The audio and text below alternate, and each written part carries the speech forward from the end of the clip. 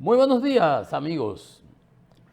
Francisco Antonio Méndez y el programa Economía y Mercado les saludan este lunes 24 de agosto del 2026 con 27 grados Celsius aquí en La Julia, Distrito Nacional. Bueno, ¿y qué tenemos para el día de hoy? Muchas informaciones internacionales. Acaba de armar otro lío el presidente Donald Trump con Canadá. Estaban negociando el acuerdo de libre comercio, una renovación, no negociándolo.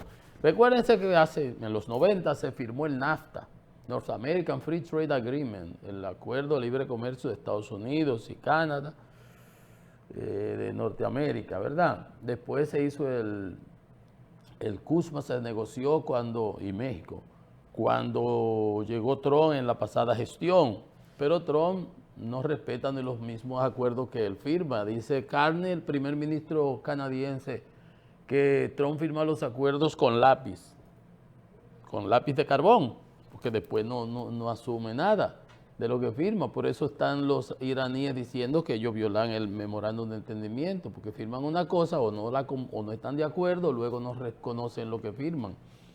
Y un acuerdo comercial es algo fijo, firme, de compromiso. Uno no puede firmarlo hoy, mañana querer cambiar los términos, como jugando pelota, igual en las elecciones que quieren modificar redistritos y haciendo todo ese tipo de cosas. Es una costumbre que le sale donde tiene mayoría, donde tiene poderío, donde tiene con quién, pero con China no le salió, con Canadá no le ha salido. Ahorita vamos a entrar bien en detalle sobre el al particular, y con paisitos como los nuestros, por supuesto que les resulta, pero cuando se le plantan países con cierto peso, no les resulta lo mismo. Bueno, ya ustedes vieron con Corea, se negó a hacer ya a los ejercicios militares acostumbrados de un aliado. Un aliado por el que peleó en el 50, después de la Segunda Guerra Mundial, en los 53 creo que fue, y la división de Corea que se estableció ahí. Bueno, entonces a nivel internacional muchas complicaciones. El petróleo sigue por los 80 y pico, por encima del nivel que estuvo cuando la guerra, y esa es una situación que no atenúa.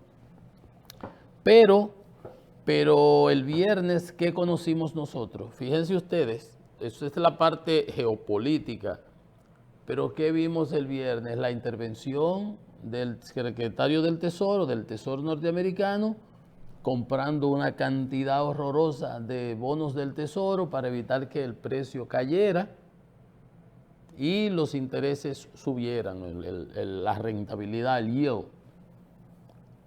Y yo decía que eso era un tente ahí, porque eso no enfrenta las causas fundamentales. El déficit norteamericano, que llegó a 40 trillones, 40 millones de la deuda, donde la deuda ya hoy está superando, por ejemplo, el gasto en defensa, y sigue subiendo día a día. Y yo les presenté aquí gráficos y datos al respecto. Entonces es una situación bien complicada. Por supuesto que los Estados Unidos siguen siendo solventes, pero van a tener que buscar más dinero para destinar al pago del servicio de la deuda, algo que nosotros también estamos experimentando aquí en República Dominicana, porque nosotros ya hemos visto cómo el servicio de la deuda, no el servicio es capital e intereses, no hay repago, solamente los intereses ya alcanzaron el 4% de educación.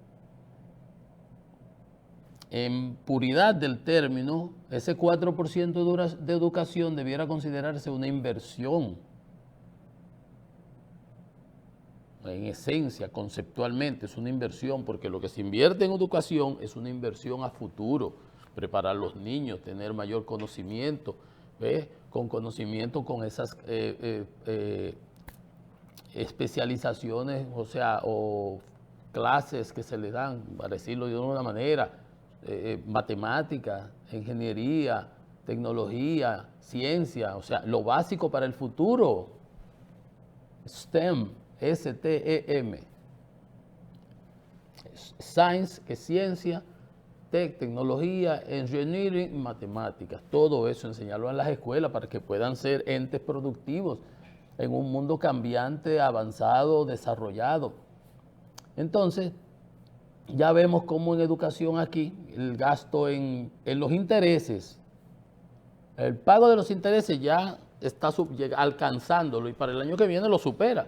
Eso mismo está pasando allá, en Estados Unidos, por lo menos con el gasto en defensa. Y a pesar de todas las reducciones que se hicieron en temas como Medicare, todo lo de seguridad social, le quitaron las alimentaciones a muchas escuelas, a muchos niños, y muchísimas cosas, reducciones, mientras les reducen el pago de impuestos a las grandes corporaciones. Y por eso el déficit se ensanchó, que se lo entregaron en 36 trillones y ya lo meten en 40.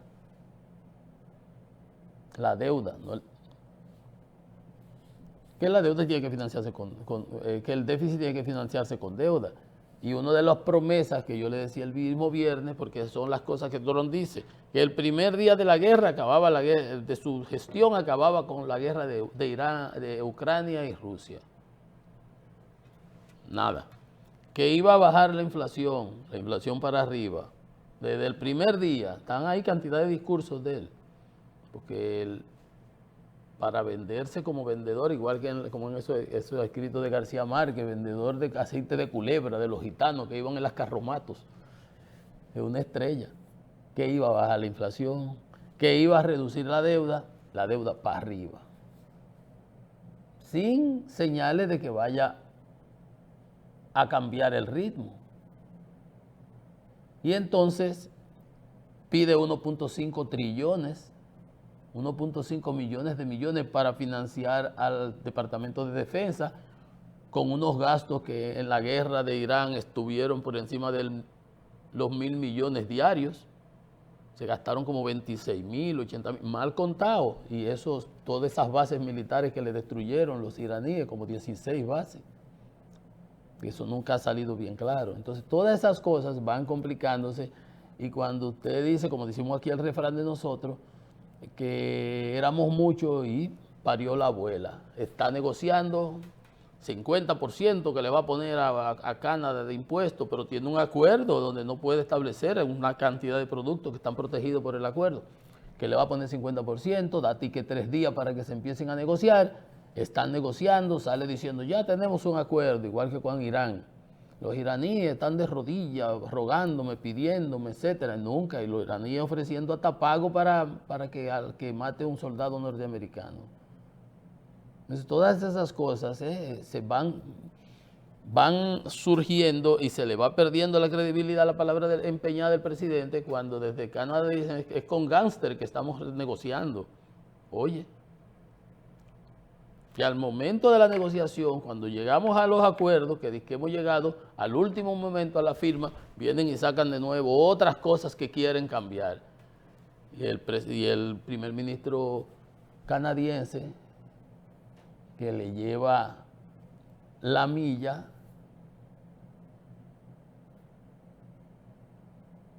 ordenó inmediatamente al ministro de Comercio y a toda la delegación canadiense: cero negociación, vengan, váyanse de Washington, déjenle encima de la mesa, porque no iban a aceptar el engaño que se le estaba proponiendo a último momento. Pero cuando yo le digo que el primer ministro canadiense le lleva la milla, es primero, fue un Rhodes Student. Rhodes Student eso es un premio que se da para los estudiantes más brillantes las personas que han obtenido esa beca, son lumbreras, ¿verdad?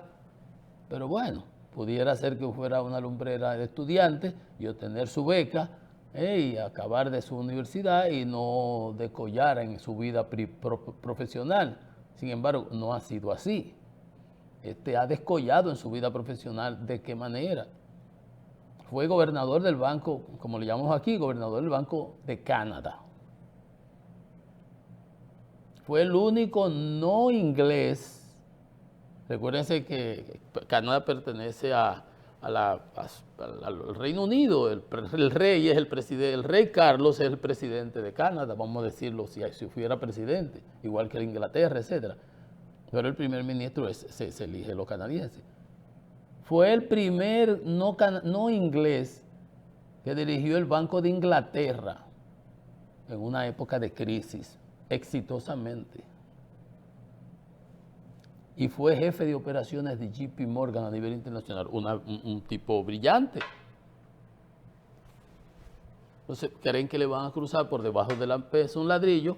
Ese discurso que él dio en Davos, donde dijo sobre los Estados Unidos y alertó a todos los otros países europeos, que es brillante también. Entonces, evidentemente, no iban ellos a meterle un ladrillo por debajo de la puerta a un país que se está manejando y que tiene una calidad de funcionarios de esa magnitud.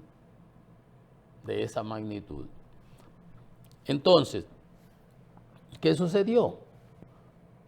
Bueno, los estadounidenses querían a última hora, entre las renegociaciones, por ejemplo, Canadá tiene un 25% de que hablan en francés, Quebec y en esa zona. O sea que Canadá es bilingüe. Cuando el ministro habla en francés y habla en inglés y mezcla las cosas, porque ellos dominan los dos idiomas, pero ese es su idioma. Esa es su naturaleza, eso es su idiosincrasia, eso es el ser canadiense, es eso. Entonces querían, a última, que los productos americanos no tuvieran, ellos tienen que tener su etiqueta en inglés y en francés para que los de la parte canadiense que hablan en francés pues sepan de los productos que van a comprar. Al final querían cambiarle eso y que ellos tienen que aceptarlo. Igual que como por ejemplo el que no pueden ponerle reglamentación a lo interno, a las telecomunicaciones, a las metas, Facebook, Google, como si ellos fueran los que dirigen la política interna de ese país. Tú tienes tu congreso allá, tú pones las leyes que tú quieras, nosotros tenemos nuestro congreso aquí, ponemos las que nosotros querramos. Ese era uno. En el aspecto de ustedes saben, y desde aquellos días, que Canadá tiene unos impuestos que ya le puso Trump al acero, al aluminio, y en las partes de los vehículos, las partes cruzan de un lado al otro prácticamente hasta 10 veces. Y eso lo hemos hablado aquí en otras ocasiones, pero hace tiempo que eso se había tranquilizado. Cruzan hasta 10 veces. El acero de aquí, el aluminio de aquí se fabrica en Canadá, pero va a Detroit, allá se hace el blow del motor, se devuelve para que se le hagan las partes, se le incrustan, vuelve para atrás y más o menos, y en ese tirijala para la fabricación de los vehículos hasta 10 veces pasan de un lado a otro. Y esos impuestos, pues las grandes compañías, General Motors, Stellantis, Ford, etcétera, pues lograron que se atenuara un poco, se tienen un 25% de los impuestos y ahora querían que en la parte automotriz solamente pudieran tener exención la producción de vehículos utilitarios, de carros nada más, nada de las grandes camionetas, la F-150, unas grandísimas que usan los americanos y camiones. Y obviamente eso era una puñalada por la espalda y un engaño, porque eso no iba en el largo plazo, eso no era lo que le convenía a Canadá. Eso era como un allante ahí, para ahora sí, tú, no. Y Canadá le dijo, no va. Pero si ese era el segundo aspecto, de las últimas cosas que le trajeron ahí al último minuto de que para firmar, el tercero era peor. Era exigirle a Canadá, o sea que Canadá no podía hacer negociaciones comerciales con otros países. O sea, Canadá iba a ceder su soberanía a Washington para que lo que diga Washington es lo que van a hacer en Canadá. O sea, si Canadá tiene que negociar mayores acuerdos comerciales con China, con Japón, con la Unión Europea, con el Caribe, con lo que sea, tenía que pedir permiso a Washington. Una cosa totalmente inaceptable. Solamente una república bananera o nosotros o cualquier bobería por ahí. Pero Canadá no lo iba a aceptar. Y Canadá dijo absolutamente que no.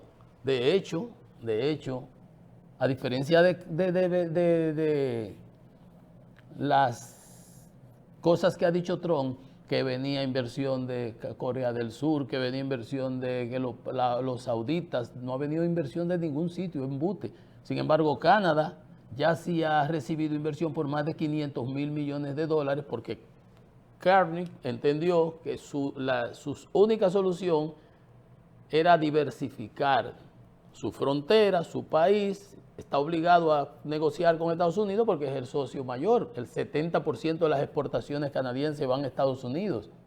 70%. O sea que tenía que diversificar y negoció con Corea, con Japón, con China, con la Unión Europea, por supuesto, etcétera, etcétera, hasta Tailandia, Australia, todo lo que ha podido en lo que lleva. Tiene más de 27 acuerdos comerciales. Desde que Trump decía que la quería convertir y que en el estado 51. Entonces los canadienses, los que han reaccionado, sacando todos los productos de consumo que provienen de Estados Unidos, nadie los compra. Y con este lío que ha armado Trump, que tiene problemas, que tiene elecciones en prácticamente casi 2 meses, en 60 días, pone en peligro a Maine, a Ohio, Alaska, ¿qué otro estado es importantísimo? De Michigan, que reciben la electricidad de Canadá. Canadá produce electricidad por un tubo, muchas hidroeléctricas, baratísimo. Después instaló nucleares también. Y Estados Unidos, en la frontera, allá arriba, en el estado de Nueva York, mucha energía. El 60% importa 4 o 5 millones de barriles por día de crudo que necesita para la refinería, crudo pesado, porque sus refinerías no procesan ese crudo. Si Canadá le pone restricciones, las tierras raras, que no podía Canadá vender acceso exclusivo a Estados Unidos, y Canadá lo mandó a freír tusa. Y ahora le dijo, Trump le puso esos aranceles y Canadá le dijo, le vamos a responder dólar por dólar. Ni siquiera le vamos a poner 50, usted 50, yo te pongo 50. No. Dólar por dólar. En los ítems que realmente le duelen a los norteamericanos y a los estados en donde a Trump políticamente le duele. Dairies, que son los diarios, el consumo diario, yogur, mantequilla, todas esas cosas que consumen diario, hasta cosas de lavar, de fregar y ese tipo de cosas diarias, de esas que tú compras en el supermercado que tú ves en tus góndolas. Un sinnúmero de productos quirúrgicamente seleccionados en donde le van a poner dólar por dólar para proteger a la industria local de esos aranceles. Pero al final, ¿qué es lo que pasa? ¿Por qué lo hace Canadá así? Pues tiene un primer ministro que es un estadista, que entiende, que un economista que conoce, que sabe que esos impuestos que él le ponga a esos productos americanos, quien lo va a pagar al final del día es el consumidor canadiense. Pero en el caso de Canadá es un asunto como en el caso de Irán, que pelea un asunto y de Ucrania. O peleamos o nos apabullan. Es de supervivencia. Entonces está obligado a ponerlo, aunque perjudique a sus consumidores canadienses. No es lo que quisiera. Entonces hay gente que opina y dice que quién gana en una guerra comercial entre comentaristas, fundamentalmente los periodistas, preguntando siempre que quién gana. En una guerra comercial no gana nadie. Todos pierden. Pero la diversificación de la producción permite no tener un mercado cautivo que puede ser manipulado al deseo de Washington, como dijo Carney. Trump firma con un lápiz de papel, con un lápiz de carbón, porque no cumple nada de lo que acuerda. Entonces, evidentemente, que encontró, como dicen aquí en Santo Domingo, encontró la tusa. La tusa, una expresión que se usa aquí. Y ahí sí están las cosas, casi 28 mil millones de dólares que hay en esas sanciones que Estados Unidos le va a poner, que ellos van a hacer un paso devastador, que no van a poder.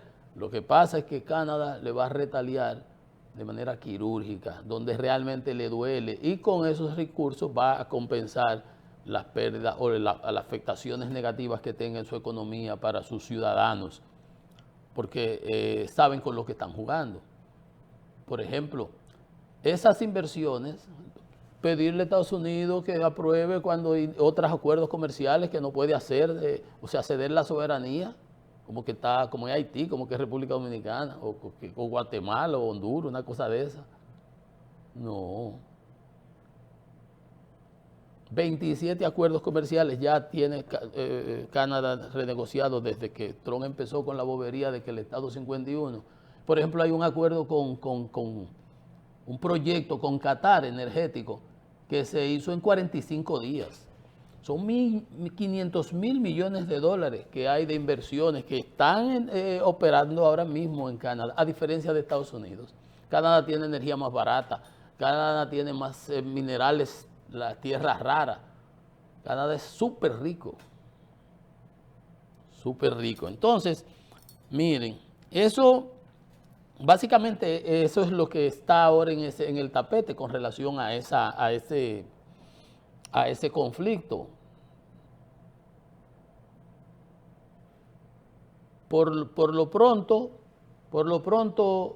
van a tener pérdidas, y si Canadá aplica sanciones, como hizo China, que le cortó todo el suministro de las 7 tierras raras y luego metió otra y lo llevó a 12, y tuvieron que gritar los americanos que pidieron arancel de 150 y tuvieron luego que bajarlo y negociar y acordar y ese tipo de cosas, porque Trump siempre le gusta, cuando el más chiquito, hasta coge piedra para él, pero cuando el grande se le para, entonces ahí se negocia. Vamos a ver si acaso después de esa discrepancias y esa romper las negociaciones y lo que se ha establecido ahora, en algún momento se llega a alguna negociación y no pasa como en el caso de Irán, que se rompió todo y ahora vuelven y que vamos a ponerle sanciones, le van a poner sanciones económicas, cuando estaban bombardeando y los mismos militares dijeron, no estamos teniendo nada con esos bombardeos, no estamos teniendo nada, ahora van a inventar las ruedas de nuevo. Pero esa es una actitud que tienen los Estados Unidos, que dicen que, bueno, el hemisferio occidental es de nosotros, desde Groenlandia hasta todo lo que queda por aquí abajo es de nosotros. Pues se guayaron. Ni Groenlandia es de ellos, ni Canadá tampoco.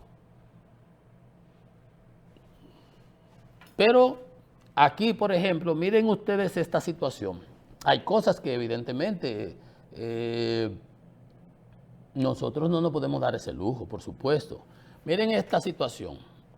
A propósito, empiezan hoy el año escolar, está el presidente, están las mismas quejas. Yo venía de camino y vi en una escuela todos los muchachitos y en la puerta, en la entrada, muchísimos profesores con pancartas y protestando ahí por lo que dicen que de la falta de aulas. Ya hemos comentado de eso aquí y del mal estado de las instalaciones, de muchas instalaciones. Vamos a darle un periodo, yo dije, como empecé aquella vez el 17 de agosto, vamos a esperar el 17 o el 15 de septiembre ahora para hacer un corte y ver si las quejas que decían los ODP eran ciertas y lo que decía el ministerio o lo que decía el ministerio. Vamos a ver. Bien, arrancaron las clases. Ya usted sabe, salir un poco más temprano porque los tapones van a estar a la orden del día. Miren lo que les decía, no es solamente con Canadá, es una política norteamericana de este es el hemisferio de nosotros y nosotros aquí vamos a controlar. Miren, Embajada de los Estados Unidos advierte riesgos de usar tecnologías de empresas chinas. La embajada publicó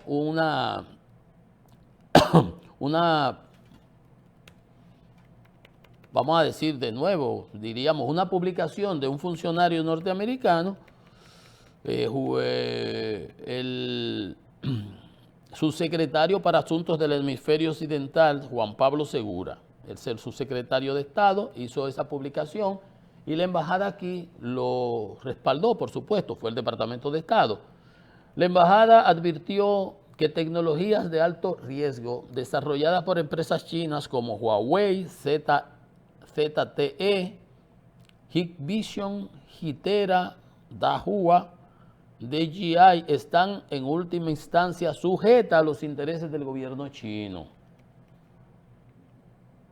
Sigue diciendo la embajada, la legislación china obliga a estos proveedores a cooperar con los servicios de inteligencia de Pekín, lo cual genera riesgos de espionaje, ataques informáticos e interrupciones a las redes.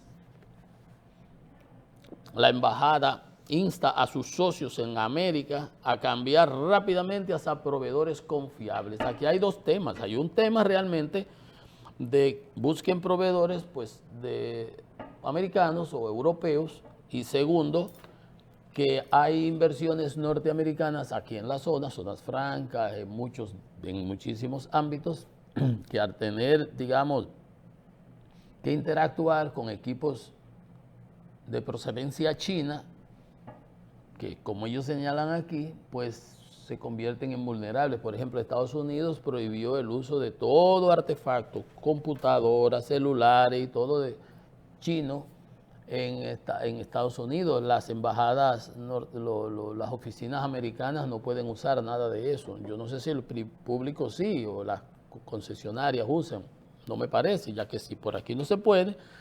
Pero ese es un problema porque, por ejemplo, las grúas y un sinnúmero, todo lo que tenga electrónica. Ustedes saben que en las casas, las televisiones y eso, como tú ves así mismo, te pueden ver del otro lado. Es lo que se llama el backdoor, una puerta trasera, donde con software se te entran aquí y todo eso, y te oyen. Por eso cuando en reuniones tú no entras ni siquiera con los celulares, mételo por allá en una nevera, o sácalo de la habitación para que no te graben las conversaciones. Entonces, el espionaje industrial es algo muy desarrollado desde hace tiempo, y más aún en esta situación. Pero la embajada china no se quedó callado. Dice que eso es intimidación tecnológica y difamación, esas acusaciones que hace Estados Unidos. Rechazó esas declaraciones y dice no son más que una pura invención y una deliberada tergiversación de la realidad, que reflejan una mentalidad de la Guerra Fría. Y dice que a los Estados Unidos que ponga fin a la manipulación política y las declaraciones irresponsables, y que se deje de entrometer en los intereses de los países soberanos a elegir libremente su socio, parecido a lo que está pasando con lo que último que le estaba diciendo de Canadá y las negociaciones, que Canadá, si firmaba esa renegociación que estaban discutiendo, tenía que obligarse a no realizar más acuerdos comerciales con otros socios, a menos que Estados Unidos se lo aprobara. ¿Qué es esto? Entonces, eso que dice la embajada, en cierto modo, usted lo puede extrapolar porque aquí se anunció el viernes mismo un acuerdo con una compañía de Vietnam, Svitel, para telecomunicaciones, una licitación que la ganó. Pero en estos días Estados Unidos dice, Estados Unidos acusa a República Dominicana y otros países, como 40 países, de transbordar productos chinos. La República Dominicana se desligó, dice, nosotros lo que tenemos son zonas francas, manufacturera lícita, y etcétera, etcétera. Pero, ¿qué es lo que dice Estados Unidos? Que hay países que se sirven como puntos para transbordar refacturación, reempaque, qué sé yo qué, cositas. Dice, el gobierno se desliga. Pero vayan ustedes para que relacionen eso que está hablando la embajada de los equipos de telecomunicaciones, Huawei, etcétera, etcétera, dice, le llaman triangulación ilícita. Lo que hace es identificar riesgos potenciales, son 40 países asociados a determinadas rutas, productos y plataformas logísticas. Nosotros entramos justamente en ese paquete. Por un grupo que por contar con zonas francas, infraestructura portuaria y logística, capacidad de manufactura especializada y acceso preferencial al mercado norteamericano son usados por las compañías chinas para enmascarar en esa triangulación ilícita productos que van y entran a los Estados Unidos. Es una triangulación ilícita y otra muy distinta es manufactura legítima, inversión, productividad y el nearshoring. Y entre esos países, la Unión Europea, Taiwán, India, Japón, etcétera, gracias, Vietnam, Corea, etcétera. ¿Ya vieron? Vietnam, por su proximidad, sirven, son un buen caldo de cultivo para esas operaciones que hacen que hace China con con empresas de esos países. Dice, muchos países pequeños en el mundo facilitan esta estafa. Es una práctica denunciada que consiste en realizar el montaje final de los productos chinos en un país diferente para que no sean considerados como Made in China, hechos en China. Al final, todo viene de China, pero lo ensamblamos, por ejemplo, en Vietnam. Cuando empezó la guerra comercial de Donald Trump y hablaba de producir los celulares, decían que le prohibieron, la Intel usó como 500 vuelos cargados de productos, de los insumos, de todo lo que lleva el iPhone, y lo llevaron para Taiwán. Y entonces de ahí lo producían. Y decían las críticas y los especialistas que el problema era que producir ese mismo iPhone 12, 13, 15, el que estaba en ese entonces, por ejemplo, en New Jersey va a costar $3.500, $4.000, cuando allá se produce en 1.500. Entonces, ¿cómo poder competir con eso? Entonces, pero eso es una realidad que el gobierno estadounidense está enfrentando. Dice, algunos países y corredores funcionan como puntos de conexión, donde los insumos de origen chino reciben cierta manipulación física antes de su exportación. Acabado, etiquetado, ensamblaje, etcétera, etcétera, refacturación, documentación, reexportación, etcétera, etcétera. Dice, desde hace años China lleva a cabo una auténtica estafa mediante el reenvío de productos enmascarando su origen. En la denuncia de la embajada no es esta situación, pero ya esto lo habían denunciado antes.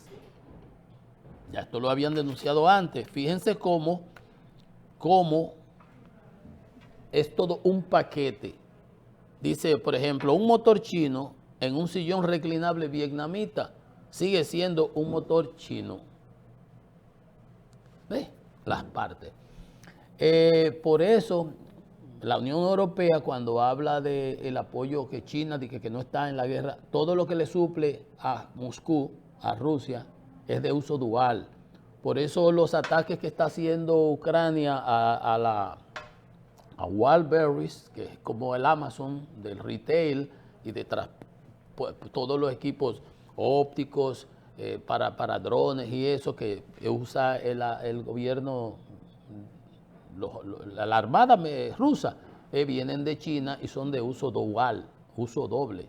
Entonces, estas cosas ya vienen siendo denunciadas porque realmente cuando usted revisa, por ejemplo, un misil de esos que le lanza Rusia a Ucrania, el 40% de los componentes son occidentales, a pesar de las sanciones y a pesar de todas las restricciones que se han establecido. Por eso es que dicen, ahora Irán le dice, todo el que se preste a las restricciones y estas agresiones comerciales que Estados Unidos está anunciando ahora, el día de que económico para doblegar a Irán, que no va a poder porque Irán tiene 50 años prácticamente bloqueada.